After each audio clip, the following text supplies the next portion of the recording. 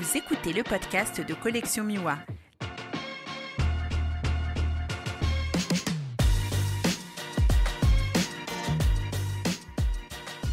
Bonjour et bienvenue dans ce nouvel épisode du podcast de Collection Miwa. Le dernier épisode était avec William Lamblay et nous avons découvert un livre magnifique sur les mariages indiens, le livre 7. Et aujourd'hui c'est en Antarctique que nous allons partir avec François Sido. Alors François Sido est photographe mais il a eu une longue vie avant. Bonjour François. Bonjour. Oui, tout à fait. J'ai une longue vie avant. Moi, je suis plutôt jeune. J'ai dépassé récemment les 60 ans. Moi, de formation, je suis ingénieur à la base. Et puis, j'ai pratiqué dans l'industrie, dans différentes sociétés. Dans l'imagerie médicale, j'ai démarré, et dans les achats. Bon, c'est un job qui était peu connu à l'époque, peu d'ingénieurs y étaient, et moi j'avais choisi une entreprise. À l'époque, c'était une entreprise internationale, Thomson, dans l'imagerie médicale. Et pourquoi les achats? C'est parce que dans ce métier-là, ça nous permettait de voyager. Puisque moi j'avais pris le virus, j'avais attrapé le virus du voyage à 17 ans, quand je suis parti avec un copain après la terminale en Norvège, en sac à dos.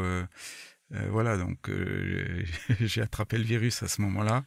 Et puis par la suite, j'ai essayé de voyager à chaque fois que je pouvais. Parfois le travail me le permettait. Et puis aussi après, pendant mon temps libre, j'avais fait une coopération en Afrique, 2 ans en Côte d'Ivoire. Donc ça m'a ouvert à d'autres horizons que l'Europe, avec d'autres cultures. La photo, elle est arrivée à peu près en même temps que j'ai commencé à voyager. À 17 ans, j'ai appris à l'époque à développer le noir et blanc. Par la suite, la couleur. À l'époque, donc on travaillait en 24-36 en film en fait. Et j'avais appris ça dans la MJC de mon village, au fin fond de la Lorraine. D'accord. Alors tout à l'heure je disais une longue vie, c'était pas le bon mot, c'était pas une longue vie mais plutôt une vie bien remplie parce que tu as fait beaucoup de choses. Je me serais jamais permis de dire une longue vie parce que en fait j'ai oublié de le préciser mais on est à Maxéville dans le cadre du festival Voyage organisé par Denis Aubry et son équipe. Et on a eu le temps d'échanger avant et on a aussi assisté hier à une de tes conférences sur un voyage autour de la France à vélo, assistance électrique solaire. Donc tu as eu une vie bien remplie avant ton livre Antarctique. Est-ce que tu peux nous parler un petit peu de tes débuts dans la photographie? Est-ce que tu te rappelles de la toute première photo que tu as prise quand tu avais 17 ans, c'est ça? Ah oui, 17 ans, la toute première, c'était en noir et blanc. Ça devait être dans mon village. Très tôt, j'étais attiré par la nature, donc ça devait être des paysages, puisque c'est un village qui est encaissé dans une vallée entourée de forêts. Donc j'imagine que c'était j'ai en tête une photo, je ne sais pas si c'était la première, mais le village, où le clocher au milieu de cette vallée entourée de forêts. Tu es originaire de la région là? À l'est de Metz, à 40 km à l'est de Metz. C'est un petit village à Argartenomine, c'était 1000 habitants. Alors juste pour resituer pour ceux qui nous écoutent, Maxéville c'est une commune située juste à côté de Nancy. Donc on est en Lorraine. Alors j'ai l'impression, en Lorraine, c'est une terre de photographes nature, animaliers. Non, il y en a beaucoup, j'ai l'impression. Il y a notamment Vincent Munier qui est très connu, qui vient des Vosges, de Lorraine, oui. Et puis là, je suis dans un club depuis une dizaine d'années. Il y a pas mal de photographes au club qui font des photos de nature, si bien que cette année, justement, en 2021, on a gagné la Coupe de France à la FPF, la Fédération Française de Photographie. On a gagné la Coupe de France en photo nature papier. Et on est également en Coupe de France nature en images projetées. D'accord. Donc on aura l'honneur cette année d'organiser la prochaine Coupe de France à Moulins-les-Metz, donc qui est juste à côté de chez moi, à côté de Metz. On organisera donc cette Coupe de France. Alors on va revenir un petit peu en arrière. Donc tu as 17 ans, tu fais tes premières photos, Oui. tu fais des études, tu deviens ingénieur et en parallèle tu continues la photo. Oui, alors à l'école d'ingénieur, donc là c'était donc l'école d'ingénieur des arts et métiers, et j'ai passé 2 années à Chalon-sur-Marne, et il y avait un laboratoire photo et un club photo, et donc moi j'étais responsable du labo photo section couleur, et il y avait quelqu'un d'autre qui était responsable pour le noir et blanc, et à l'époque donc je faisais de la diapo que je développais moi-même, de la diapositive, et également du négatif. On développait en cibachrome, pour ceux qui connaissent. On s'est un petit peu dépassé aujourd'hui, hein. Il y a très peu de monde encore qui continue en argentique. Mais ça à revient, l'époque, hein. Ça revient. C'est un peu comme les vinyles en musique, j'ai l'impression. Oui, peut-être. Mais de toute façon, on n'avait pas le choix, hein. Il n'y avait que ça. Oui. et donc, comme je faisais des photos déjà de nature à l'époque, j'ai fait rapidement que de la diapositive en couleur, aussi pour mes voyages, mes reportages. Justement, en 84, quand j'ai terminé mes études, je suis parti avec un ami de ma promotion de l'école. On est parti 2 mois à Madagascar faire un reportage. Et on avait monté un dossier, on avait eu des subventions pour faire ce voyage. Et donc le sujet, c'était le pays en général, et la deuxième partie, c'était la faune et la flore de Madagascar. Et ça, c'était en 83-84. Donc c'était un pays qui n'était pas encore trop connu. Et donc au retour, j'ai fait un montage en diaporama, sonorisé. Il y avait 2 montages, un sur la faune et la flore et puis l'autre sur le pays. Donc on avait pu en 2 mois aller du sud au nord, et c'était vraiment un pays intéressant. Depuis, j'y suis pas retourné, mais je l'ai toujours en tête et j'aimerais bien y retourner, quoi. Mais c'est vrai que quand on est mordu par le voyage, à chaque fois on essaie de découvrir un nouveau pays, une nouvelle région. Et puis, et juste après, je suis parti en coopération, puisque j'ai pas fait l'armée en caserne. J'ai choisi de faire la coopération, et je suis parti 2 années en Côte d'Ivoire, où j'étais professeur dans un lycée technique. Et là aussi, ça m'a permis, comme j'avais des congés en tant que prof, hein, quand même du temps de libre, ça m'a permis de rayonner, et de voyager dans toute cette région d'Afrique de l'Ouest, quoi. T'as fait des photos? Ah oui. Tu les as encore? Oui, je les ai encore, mais c'est des diapos, hein. C'est de la diapo. Ouais. Alors moi je connais juste Abidjan, Côte d'Ivoire, mais j'imagine que ça a dû bien changer. Au premier confinement, on avait organisé un concours avec ma femme pour éditer un livre sur qui s'appelle Les 100 plus belles photos du Bénin. Et Denis Aubry avait participé, c'est comme ça que je l'ai rencontré, avec une vieille photo du Bénin. Dans une Tata Somba dans le nord du pays. Et là, par contre, pour le coup, ça n'avait pas trop évolué dans cet endroit-là du pays. Et ça m'intéresserait beaucoup un jour de jeter un œil à tes photos de Côte d'Ivoire. Oui, pourquoi pas, hein. C'est toujours... J'aurais bien aimé, moi, visiter l'Afrique il y a 20 ou 30 ans. Ah oui, ça a beaucoup changé. En plus, au niveau politique aussi, on voit tous les problèmes que l'on a. Aujourd'hui, c'est certainement plus difficile, hein, de s'y rendre et de voyager librement, c'est clair. Moi, je résidais à Bouaké, c'était la seconde ville au centre du pays. Ouais.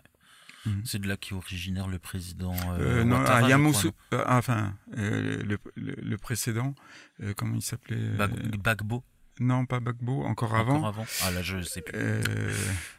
Le nom m'échappe, mais lui, il venait de Yamoussoukro, et c'est lui qui a fait construire la plus grande cathédrale. Je crois que la cathédrale de Rome, on peut la mettre à l'intérieur, quoi. C'est un monument. Enfin, voilà. La démesure, parfois. Tout à fait. T'as fait quoi d'autre comme voyage? Ensuite, au bout des 2 ans, je suis rentré en voiture depuis la Côte d'Ivoire jusqu'en France, en traversant le Burkina Faso, le Mali, le Niger, l'Algérie. J'étais dans le Ténéré, etc. Enfin, à l'époque, c'était vraiment intéressant. Et j'imagine que là aussi, tu as fait des images. Oui, tout à fait. Tu dois avoir des archives de dingue. Alors c'était comme je l'ai dit, en diapositive. Donc quand l'ère du numérique est arrivée, on se pose la question, qu'est-ce qu'on fait avec ces diapositives? Parce que il y a tout l'équipement qui va avec, c'est-à-dire les projecteurs, etc. Mais à un moment donné, ça prend de la place. Et puis une fois qu'on est passé de l'autre côté dans le numérique, on revient plus en arrière, parce que le numérique a vraiment beaucoup d'avantages par rapport à l'argentique, et en plus j'ai dû donc passer en numérique peut-être en 2004 ou 2005. Et on voit bien le numérique en plus comme il a évolué depuis ses débuts. Et donc j'ai numérisé un certain nombre de mes diapos pour les avoir directement accessibles à l'ordinateur, quoi, parce que aller chercher des caisses de diapositives, les ressortir, et puis elles vieillissent aussi, donc une fois qu'on les a numérisées, elles restent à peu près dans l'état où on les a scannés, quoi. Voilà, après il faut gérer la sauvegarde et mettre à jour les supports. Oui, tout à fait. Je sais que j'ai des photos, alors c'est pas trop grave parce qu'elles sont pas importantes, mais qui sont gravées sur DVD. Je n'ai plus un seul lecteur de DVD à la maison. Oui. Je disais tout à l'heure que donc, je t'ai rencontré hier soir pour ta conférence sur le Tour de France en vélo électrique.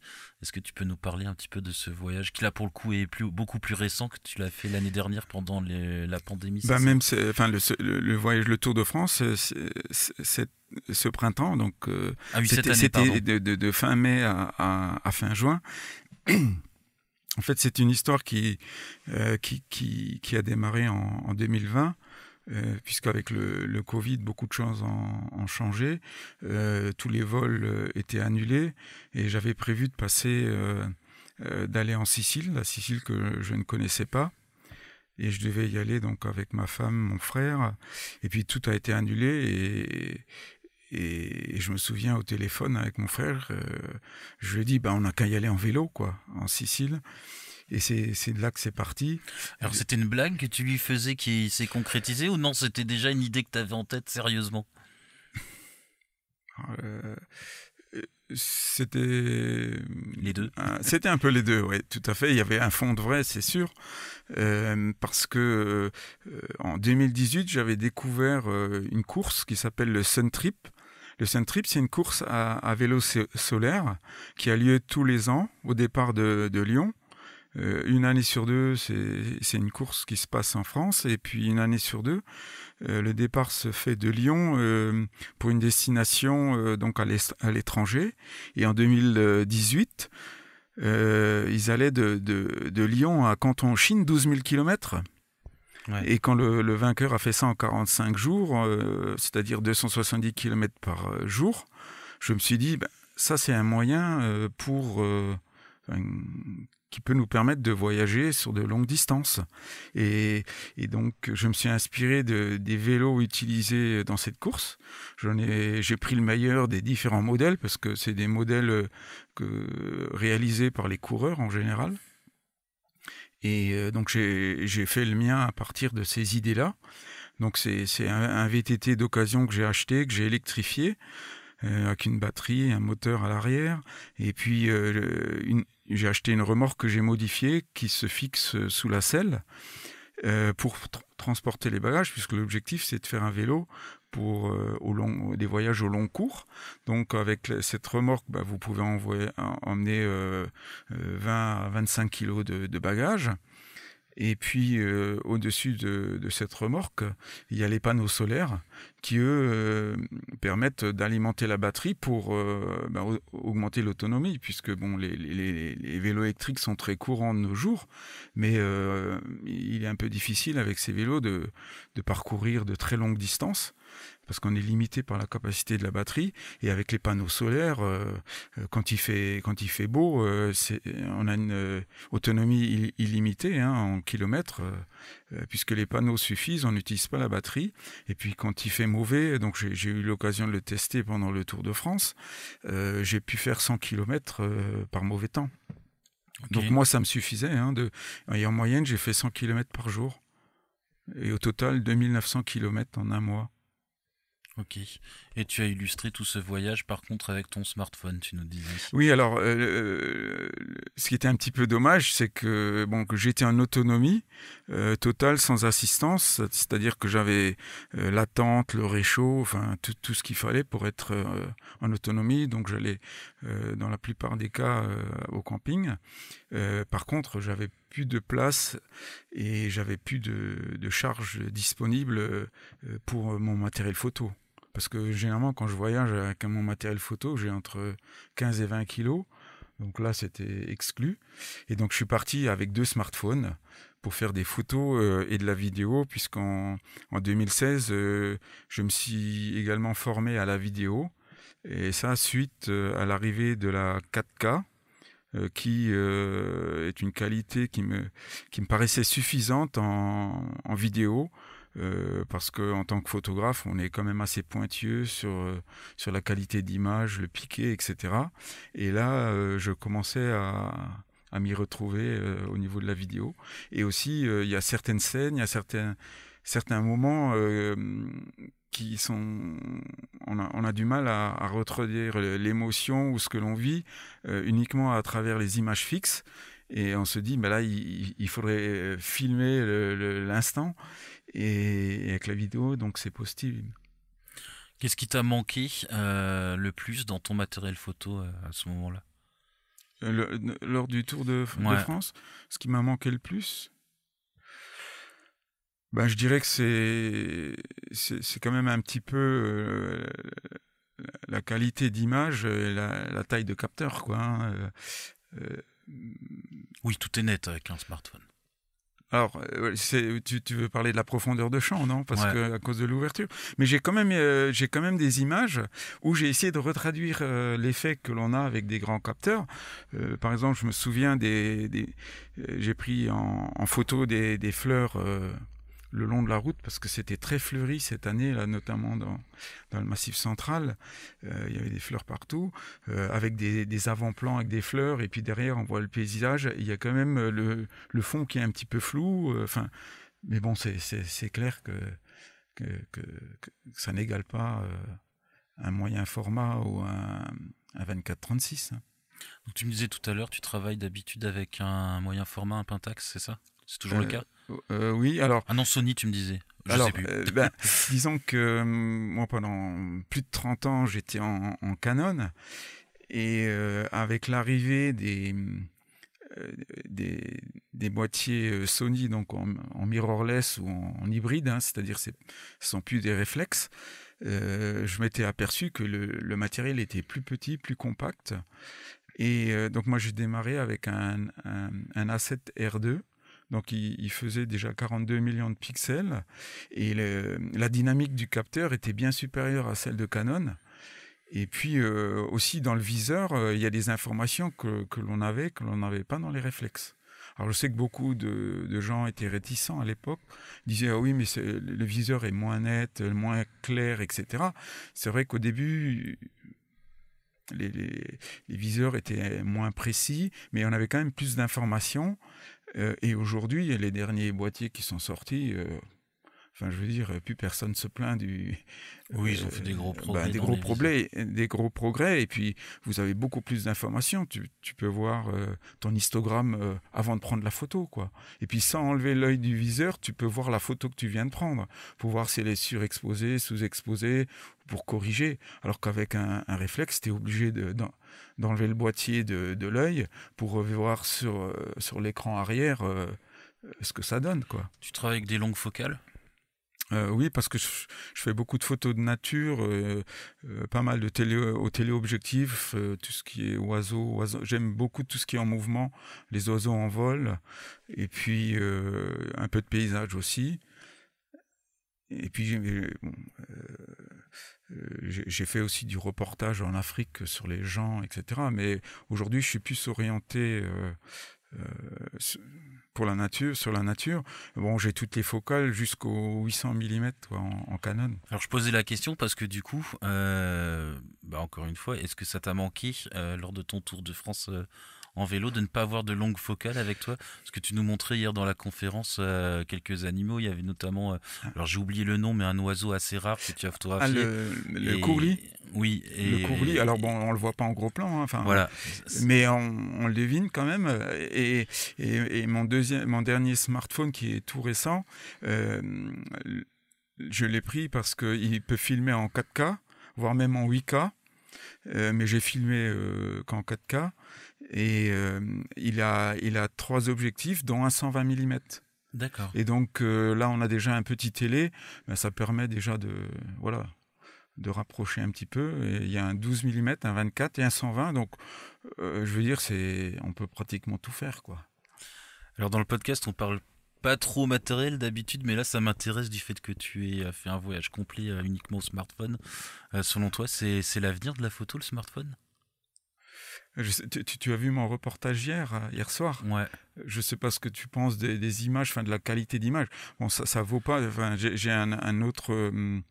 La semaine qui vient, là, le mercredi soir, je fais ma conférence sur l'Antarctique. Ah oui, mais tu m'as dit que tu pouvais pas non, y moi, assister. Je serais pas là. Mais la qualité d'image est supérieure. C'est clair, puisque là, j'ai travaillé au moyen format, autant que je pouvais avec le Pentax. Et puis d'autres images en 24-36, en Sony et en Canon. Enfin, le Sony, c'était plus pour la vidéo. Et puis et en Canon, quoi. Parce que c'était un matériel qui était plus rapide que le moyen format, quoi. Quand on veut faire une rafale. Enfin, voilà. Alors, comme la majorité des photographes qui sont interviewés dans ce podcast, donc tu as auto-édité un livre sur l'Antarctique. J'en parlais tout au début de l'épisode. Donc on va maintenant passer sur cette partie-là du podcast, de l'épisode, et j'aimerais que tu nous parles un petit peu de ce livre.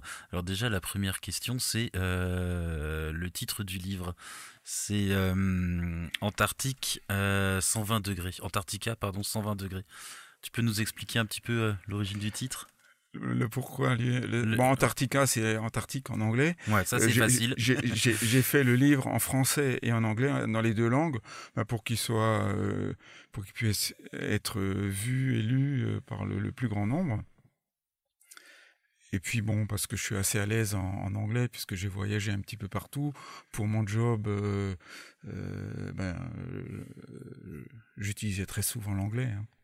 Et donc les 120 degrés, c'est quoi alors le 120 degrés, ça n'a rien à voir avec la température. Je sais qu'il y a le réchauffement en ce moment et c'est un vrai souci. Et voilà, ça me préoccupe comme beaucoup d'entre nous. Mais le 120 degrés, c'est parce que je suis parti du sud de la Nouvelle-Zélande, tout au sud, hein. Et donc on est parti en bateau. C'était un bateau d'expédition avec une centaine de passagers et on est descendu plein sud sur l'Antarctique et on est arrivé pas loin de la station Dumont-d'Urville. Je sais pas si tu situes un petit peu. Enfin, l'Antarctique, pas du tout. Voilà. Donc c'est au sud de la Nouvelle-Zélande mais j'ai pas visité. Je suis pas allé sur la station française. Je passais juste à côté, à l'est, et dans la mer de Ross. Et donc, c'est un voyage déjà de 4000 km pour arriver en Antarctique. Et ensuite, j'ai contourné l'Antarctique, dont on s'arrêtait tous les jours. On allait à terre, ou on descendait donc en Zodiac, en général à terre, ou alors on longeait la côte quand on pouvait pas aller à terre en Zodiac en général. Et le soir, on revenait donc sur le bateau. Et quelquefois, donc on est allé à terre aussi. On a visité, justement dans cette mer de Ross. On a visité 2-3 stations scientifiques, puisqu'il y en a quand même quelques dizaines de représentées par différents pays. Et la plus grosse en Antarctique, c'est la station McMurdo, station américaine. Et en été, il y a 1000 personnes, donc c'est un petit village. Hein. Et en hiver, il reste 200 personnes. Alors quand on dit en hiver, il fait nuit pendant 6 mois, les températures c'est moins 30 à moins 50, avec des vents parfois très très forts. Et, dans la station française, il reste également quelques scientifiques. Bon, ils sont beaucoup moins nombreux hein, dans la station française. Par contre, on est passé on a visité, mais on n'a pas pu y rentrer, dans une station italienne. Mais là, elle est occupée que l'été. Nous, on est arrivé, c'était fin février. Donc là, tous les scientifiques, enfin tout le monde était parti. Ils ferment à clé pendant tout l'hiver et ils reviennent le printemps suivant, quoi. Ok. Et les 120 degrés, alors, c'est quoi? Alors, partie de la Nouvelle-Zélande et j'ai contourné sur 120 degrés le continent antarctique pour ensuite remonter à la péninsule antarctique sur Ushuaia, donc au sud de l'Amérique du Sud. Et donc les 120 degrés, puisque c'est un tiers du tour de l'Antarctique, oui. Quoi. Ok. Alors, c'est pas banal d'aller en Antarctique. Comment ça s'est passé? Tu t'es levé un matin, tu te dis bon je vais aller en Antarctique. C'est presque ça. D'accord. C'est presque ça. En fait, l'année précédente, j'étais allé en Arctique que je connaissais pas. C'est la première fois que j'allais dans ces pays froids. Bon, j'avais été en Norvège, mais c'est quand même encore bien plus au nord.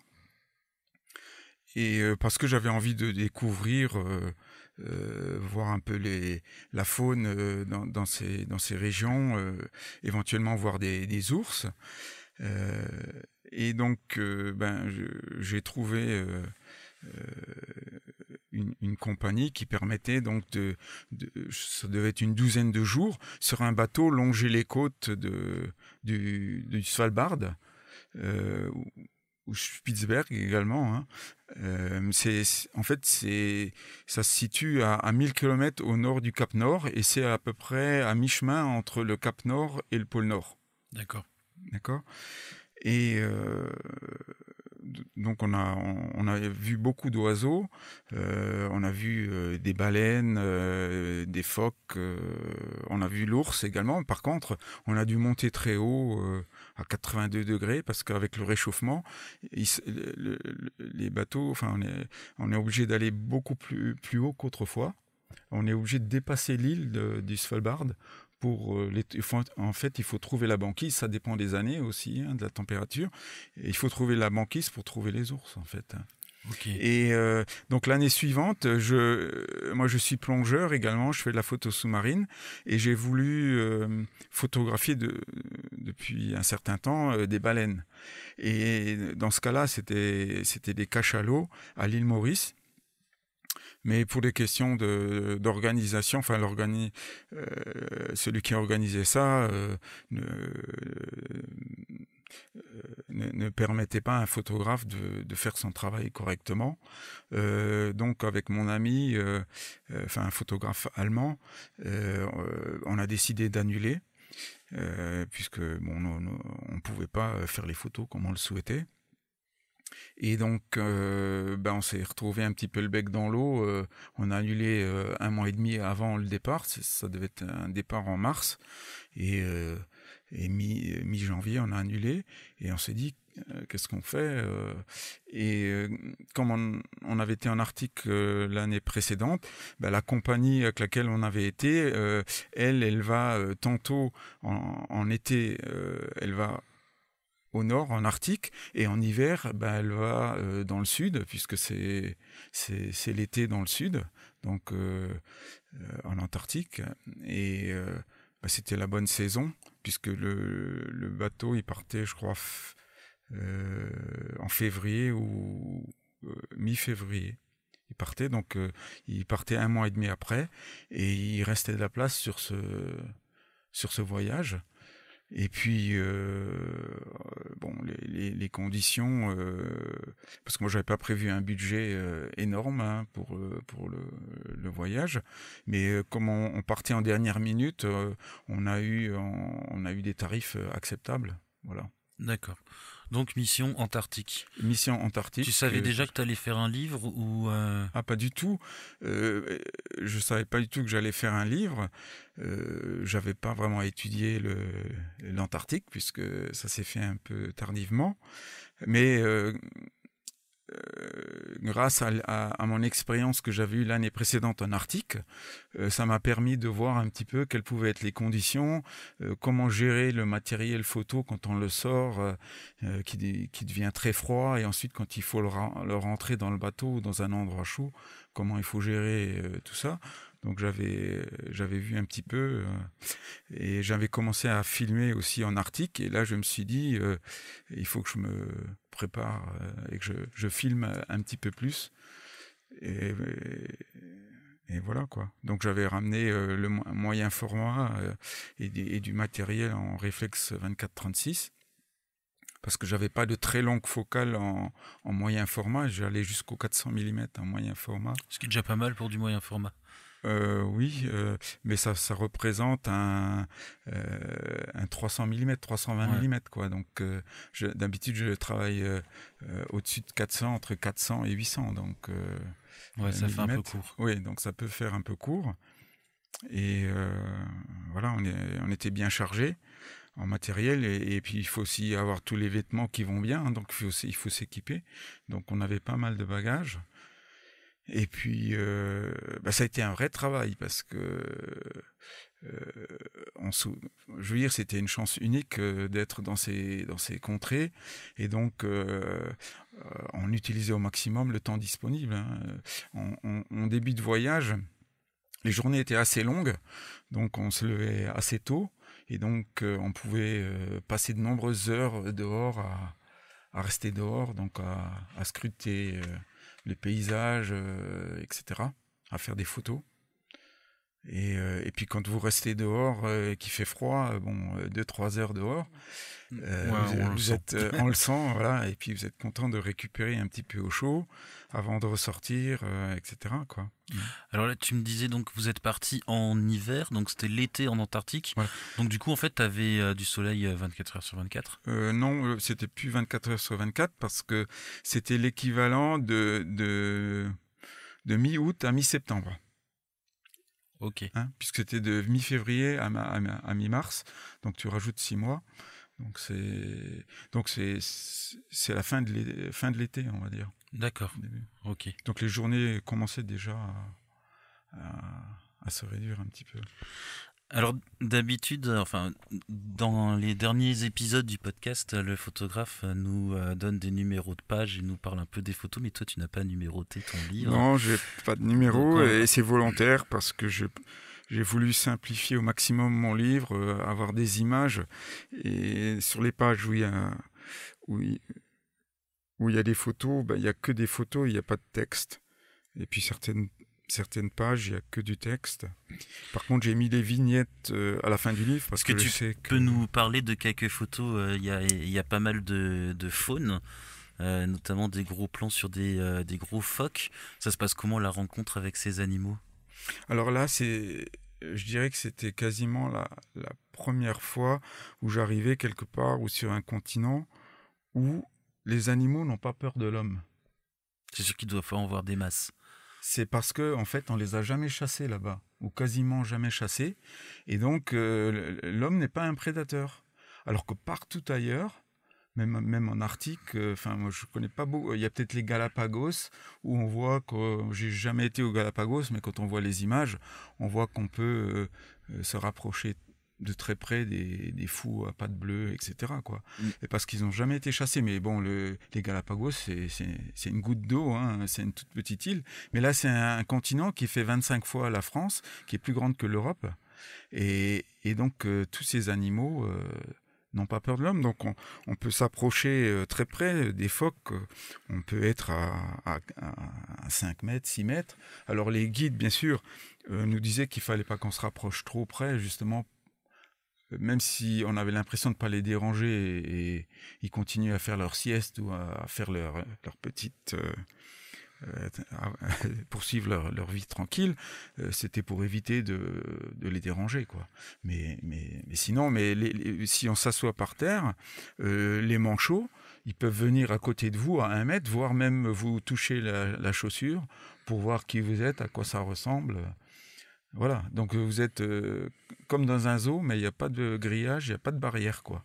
On est à côté d'eux et ils vivent leur vie et puis voilà. Oui, manchots, ils me fascinent, ça a l'air d'être des animaux très sympas, ils sont rigolos. Ah oui, oui, oui. Et il y a plusieurs espèces, dont le plus grand, hein, le manchot empereur, qui peut faire jusqu'à 40 kilos, il fait jusqu'à 1,20 m de hauteur. Sinon, ce qui est impressionnant aussi, ce sont les orques. Ouais. Quand on les voit chasser, il faut savoir que les orques peuvent même chasser des petites baleines qui font jusqu'à 10 mètres de longueur. Hein. T'as quelques anecdotes, il t'est arrivé des mésaventures, parce que quand il fait si froid, c'est des conditions un petit peu extrêmes, parfois il doit y avoir des trucs... Moi je pensais que oui, effectivement, qu'il faisait très froid, puisque c'est l'endroit le plus froid au monde. Il faut savoir que le record du monde, la température la plus basse, je crois qu'on est à moins 92 degrés, mais c'est pas sur les côtes, hein, c'est sur le continent. C'est sur le continent, au milieu du continent. Mais en hiver, même sur les côtes, hein, il peut faire du moins 50. Là, on était en fin d'été. Et ben, la température la plus basse que j'ai trouvée, c'était moins 12. Ah oui, ça va. Ça va. Alors après, quand il y a je rappelle qu'on est en Lorraine, t'es habitué. Quand j'étais jeune, oui. Aujourd'hui, non. Hein, on voit la différence. Mais bon, après, quand il y a du vent, à moins 12, bon, ça fait un ressenti un peu plus froid. Et au niveau des batteries, ça tenait le coup? Pas trop ça. Oui, alors il faut ça, je m'y étais préparé, j'avais pas mal de rechanges. On met les rechanges dans la poche, donc elles sont un peu tièdes. Et puis alors, quand on en a besoin, on les remplace. Mais le moins 12, c'était 2 ou 3 jours et c'était dans la mer de Ross parce que c'est la partie qui était la plus proche du pôle sud. Mais ensuite, à la fin du voyage, quand on est dans la péninsule antarctique, c'est la zone, je pense, qui doit être la plus chaude en Antarctique. Eh bien, on était entre plus 0 et plus 5 degrés. Ouais, très acceptable. Ah bah oui, alors que dans la mer de Ross, c'était l'inverse, c'était toujours négatif, mais c'était entre 0 et moins 10, moins 12, quoi. Mais en général, c'était moins 4, moins 5, quoi. Donc c'est pas très froid enfin, je veux dire, c'est supportable. Et en Arctique, c'était toujours positif, hein, l'année précédente. J'y étais au mois de juin. Là, pour le coup, c'était le début de l'été, du coup. En Arctique. Oui, c'était compliqué, ces histoires de nord-sud. Sinon, qu'est-ce qu'il faut gérer? On prenait aussi des prises de vue depuis le Zodiac, donc sur une mer qui peut bouger. Donc ça, c'est pas toujours évident quand on prend des phoques qui sont sur des îlots de glace, sur des blocs de glace, là, voilà. Sinon, là, il y a une île, l'île Franklin, qui est une île qui est tout près du continent antarctique, qui est une petite île. Et là, quand on est arrivé, il y avait des dizaines et des dizaines de phoques. Bon, on nous a expliqué que quelques semaines auparavant, c'était des milliers de phoques, mais il en restait encore beaucoup, avec des manchots. Et là, c'était vraiment... c'était complètement dépaysant de voir ces animaux à côté de soi. On était un animal parmi eux, quoi. Enfin, on les dérangeait pas, ils nous dérangeaient pas. C'était, j'ai jamais vu ça, quoi. Et donc là, c'est le rêve, quoi, pour le photographe, hein. Pour filmer, pour prendre des images. Quoi d'autre? T'as vu quoi d'autre comme animal? Donc phoques, les orques, des baleines. J'ai une baleine qui est en train de souffler. Donc on voit le souffle avec l'eau qui jaillit depuis son évent. Mais elles ne sont pas toutes dans le livre. Dans le livre, il y a 105 images. À quel moment tu as décidé de faire un livre? Alors, au retour du voyage, j'avais fait beaucoup de photos, l'ordre de 20 000. Effectivement. Et donc ça m'a pris beaucoup de temps pour les voir. Et puis ça devait être un an après, quand j'avais fait le tri, l'editing, j'ai vu que j'avais suffisamment de matière pour faire un livre. Et je me suis dit, je vais me lancer, je vais faire un livre. Et donc, dès le départ, je savais que je voulais le faire en auto-édition, puisque l'auto-édition, c'est quelque chose, même si c'est récent, mais ça existe quand même depuis quelques années. Moi, je vais régulièrement à Montier-en-Der ou dans d'autres festivals, à Namur, Festival Nature. Et donc, je regarde les livres des photographes, je discute avec eux, et on voit que de plus en plus souvent, les gens font de l'auto-édition parce que ça devient également plus facile. Et je me suis renseigné, j'ai beaucoup discuté avec d'autres photographes qui avaient sorti des livres pour savoir un petit peu comment ils faisaient. Et donc j'ai fait une première maquette.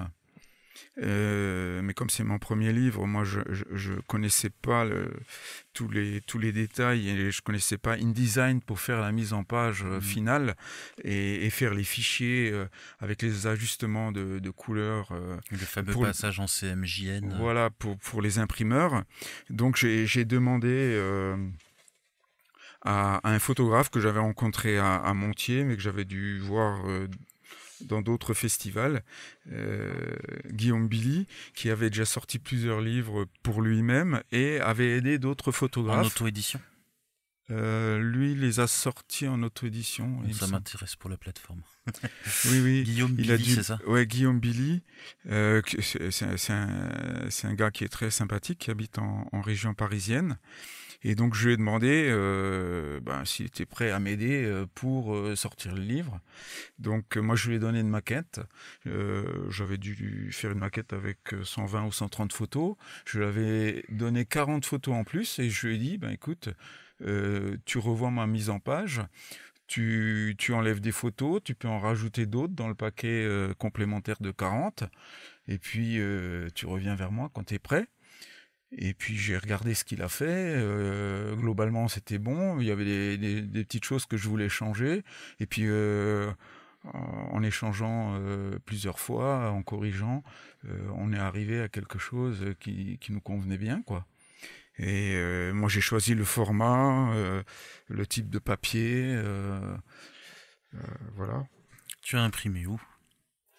Pardon ? Tu as imprimé où ? Alors j'ai consulté plusieurs imprimeurs en France et à l'étranger et finalement j'ai choisi un imprimeur en Belgique qui se trouve à Liège, mais dans le lot des imprimeurs, je crois qu'il y en avait un autre également. Il y en avait deux, il y avait 2 Belges et puis 2 ou 3 en France. Comment tu as choisi ton imprimeur ? Sur quels critères ? En discutant avec d'autres photographes, en regardant les livres qu'ils avaient déjà fait pour d'autres. Ce qui était très important, c'était la qualité. Et puis après la qualité, c'était le coût. Bon, moi, en plus, comme j'ai travaillé dans les achats, j'étais acheteur. Donc, j'ai mis en concurrence les imprimeurs et j'ai pris le meilleur rapport. Je vais pas dire qualité-coût, mais je voulais une certaine qualité. Et à partir du moment où j'avais cette qualité-là, j'ai pris le meilleur coût, en fait. Ok. Et ce qui est intéressant en auto-édition aussi, c'est que j'ai pu participer au tirage du livre, en fait. Bon, Guillaume, lui, il était en relation à partir du moment où j'avais choisi, c'est moi qui ai choisi l'imprimeur. À partir du moment où je l'avais choisi, j'ai donné ce contact-là à Guillaume, qui lui a pris contact avec l'imprimeur pour ajuster les couleurs, pour faire les réglages, etc. Et le jour J où ils ont fait le tirage, j'y suis allé pour signer le bon à tirer. Ouais. Et puis voilà. Donc c'est intéressant de voir naître son livre. Tu as utilisé les services d'une autre personne encore pour le livre ou juste Guillaume ? Pour le texte, j'ai utilisé... Alors bon, il n'y a pas énormément de texte. J'ai travaillé avec mon frère. Il y a une partie du texte que j'ai faite moi et revue et l'introduction est faite par mon frère qui est un grand voyageur et qui a une meilleure plume que moi, j'allais dire. Moi, je suis plus... j'écris avec la lumière. Et puis, j'ai utilisé une personne pour faire pour faire la traduction. Donc moi j'ai fait j'ai fait le texte en anglais également, mais pour être sûr qu'il n'y a pas d'erreur, etc. Voilà, je suis pas anglophone, quoi. Je suis français avant tout, mais bon, je me débrouille en anglais quand même. Est-ce que tu as utilisé les services d'un correcteur aussi pour le texte en français? Correcteur. Pour les fautes d'orthographe, de frappe. Bon, il y a ma femme qui a dû regarder, mon frère. Ouais. D'accord. Et comment ça se passe une fois que tu récupères le livre? Comment tu le distribues? Comment tu le... Donc moi je suis allé en Belgique, je suis allé chercher... donc une fois que les tirages sont faits, ça se fait en quelques heures. Hein. Là j'ai sorti 500 livres, et ça se fait en quelques heures, en moins d'une matinée. Et donc après il faut attendre quelques semaines parce qu'ils découpent les planches. Et puis, ils font les feuillets, et puis ensuite, il faut assembler. Donc, la couverture, moi, j'ai une couverture rigide, donc il faut qu'ils assemblent tout ça. Et puis, quand c'est prêt, je me souviens plus exactement, ça doit prendre 3 semaines, quelque chose comme ça. Je suis allé chercher les livres moi-même. J'aurais pu me les faire livrer aussi. Mais tu les mets en librairie alors ou alors non, pour l'instant, je les ai pas mis en librairie. Je les vends lors des... Je participe à des festivals photo en général, ou alors festival photo nature. J'ai fait quelques salons du livre. Donc c'est par ce biais-là que je vends mon livre. Je fais des conférences aussi. J'étais à Voipy, à côté de Metz, tous les ans. Ils font un festival de l'écologie et de la nature. Donc là, j'avais un stand. J'y suis allé 2 années de suite. Pas avec le même thème, évidemment. Donc ça permet également de vendre. J'ai fait des projections sur Metz. Voilà. J'ai fait une conférence à Paris aussi, j'étais au Havre, à côté de Strasbourg, près de Mâcon, enfin dans différentes villes, pour essayer de les vendre. Après, il y a les amis, un peu le bouche à oreille, etc. Et à Montier, j'avais fait des dédicaces aussi à la librairie. Ouais. Donc là, j'ai pu en vendre, mais bon, il m'en reste encore. Hein. C'est clair que bon, moi, je passe pas trop de temps non plus. C'est pas mon point fort forcément, la communication, etc. Donc voilà, donc peut-être que le podcast j'espère. Donc oui, là on est mi-septembre. De le faire connaître. On est mi-septembre, l'épisode il va être diffusé d'ici fin octobre. Je pense que ton livre sera sur la plateforme, sera enregistré. D'ici là, on va faire ça rapidement. Est-ce que tu aurais un conseil à donner à un photographe qui veut auto-éditer son livre? Moi, je pense qu'il faut déjà avoir la matière, hein, c'est-à-dire définir le thème, qu'est-ce qu'on veut faire, qu'est-ce qu'on veut montrer, pourquoi on veut le montrer, et puis avoir les photos qui s'y prêtent et d'une qualité irréprochable. Après, est-ce qu'il y a voilà, il faut avoir... Et puis après, une fois qu'on a la quantité de photos qui va bien avec la bonne qualité, il faut savoir faire la mise en page. Alors ça, je connaissais pas, mais il y a des codes, enfin il y a des règles à suivre pour que le livre soit vivant, etc. Donc Guillaume Billy, lui, connaissait un peu cet aspect-là. J'avais lu ça dans des livres, etc. Mais c'était pas du tout ma tasse de thé, c'est pas du tout mon expertise. Donc là, je me suis appuyé sur les conseils d'autres. Si tu refaisais le livre, est-ce qu'il y a des choses que tu ferais différemment? Qu'est-ce que tu éviterais? Non, tout pareil. Non, je vois pas trop... T'as pas eu de grosse galère? Non, mais bon, j'ai pas mal étudié, j'ai pas mal discuté avec les photographes, justement, pour éviter les pièges. Hein. Je sais qu'il y a des gens qui n'étaient pas satisfaits de l'imprimeur, qui ont eu des mésaventures.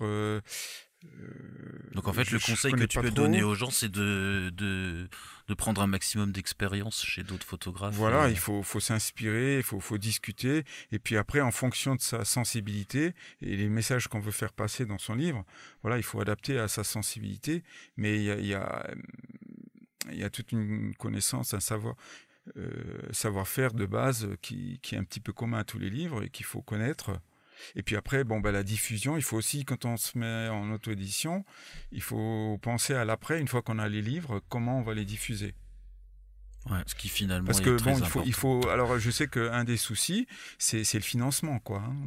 Comment tu l'as financé, toi, ton livre? Sur fonds c'est personnels? sur mes fonds personnels. Et là, il faut. Je sais que moi, je suis âgé, donc j'ai moins peut-être de soucis d'argent parce que j'ai plus mes enfants à charge, etc. Donc, mais je sais qu'il y a pas mal de jeunes qui veulent se lancer et parfois c'est plus difficile pour financer parce que vous êtes obligé de tout payer à l'avance.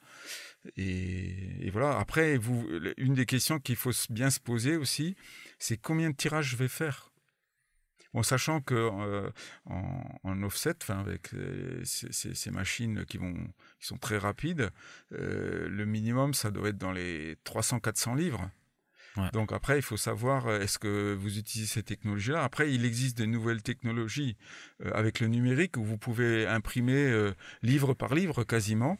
Ouais, mais la qualité, la qualité n'est pas la même, oui. mais surtout le prix unitaire reste quand même beaucoup plus élevé. Voilà. Mais comment tu as arrêté ton chiffre de 500 exemplaires? En fait, tu fais chiffrer pour 300, 400... 500, 1000 et tu vois la différence de coût. De tes possibilités. Tu vois les différences de coût et puis à un moment donné, tu dis je m'arrête là. Il faut pas être trop gourmand, faut pas vouloir en tirer trop, au moins la première fois parce qu'il faut apprendre à diffuser. Bon, moi il m'en reste encore. Bon, il y a eu l'épisode Covid qui a bloqué un peu la diffusion puisque les festivals, tout ça s'était arrêté. Donc j'en ai encore pas mal en stock. Voilà. Et je pense qu'il ne faut pas se dire, c'est un investissement. Il ne faut pas se dire je vais gagner de l'argent avec, quoi. Surtout pas avec le premier. Il faut se dire c'est un investissement, mais c'est aussi une satisfaction personnelle puisque ça fait très longtemps que je fais de la photo.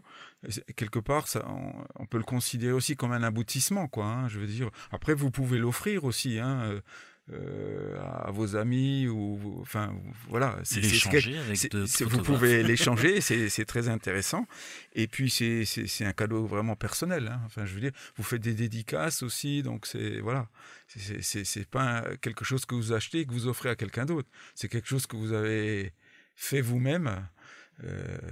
Pratiquement de A à Z, hein, même si c'est pas vous qui imprimez, mais je veux dire, c'est vous qui avez fait les photos, le choix du thème. Il y a beaucoup de choses quand même à vous, hein, dans ce livre. Et voilà, donc il faut pas. Si vous rentrez dans vos frais, c'est déjà bien pour un premier livre. Et puis après, vous voyez par la suite si vous voulez en faire d'autres ou ce que vous voulez faire. Il y a aussi l'épaisseur du livre, combien de photos, combien de pages, quelle est la taille. Là aussi, les coûts sont différents. Si vous avez une couverture rigide ou pas, enfin, il y a vraiment beaucoup de possibilités. J'ai vu ça chez les imprimeurs, hein, les différents types de livres. Possible et imaginable. Un mot pour conclure cet épisode? Moi je suis très, très heureux d'avoir fait ce livre et puis de t'avoir rencontré. Merci. Et puis voilà, là aujourd'hui j'ai un petit peu la tête à mon vélo solaire, hein, puisque c'est ma dernière création qui a rien à voir avec le livre photo, mais les deux se rejoignent parce que aujourd'hui je fais un petit peu tout ce que je peux pour essayer de de faire bouger les choses pour qu'on fasse enfin quelque chose contre ce réchauffement qui d'année en année nous contrarie de plus en plus. La pandémie que l'on connaît, elle est pas étrangère à ce que nous faisons nous actuellement, comment nous vivons, nos modes de vie, etc. Donc tout ce qui est protection de l'environnement et tout ça, c'est un petit peu mon dada. Et donc aujourd'hui, j'en parle aussi, c'est pour ça que j'ai mes conférences, je parle de ça, mais je souhaite aussi qu'on passe réellement à l'action. Et donc mon vélo, c'est quelque chose de tangible que j'ai réalisé également. Et voilà, s'il peut faire des petits, très bien. Merci beaucoup François pour le partage. Merci à toi. Et si vous avez aimé cet épisode, comme d'habitude, une note 5 étoiles sur Apple Podcast ou d'autres plateformes, ça nous aide dans les algorithmes à faire remonter le podcast, à avoir plus d'auditeurs et donc à aider les photographes à vendre leurs livres. Alors cette fois-ci, je ne vais pas vous quitter aussi brutalement que d'habitude. Donc je vous rappelle que je suis au festival Voyage à Maxéville et nous avons eu le plaisir d'écouter un groupe de musique du monde, on va dire, et ils m'ont permis d'enregistrer un petit passage que je vais vous diffuser tout de suite. Donc les musiciens sont Damien Schmutz, Alex Schnee, Nicolas Salle, et je vous diffuse tout de suite un extrait de leur prochain spectacle qui s'appelle Gondwana. À très bientôt, au revoir.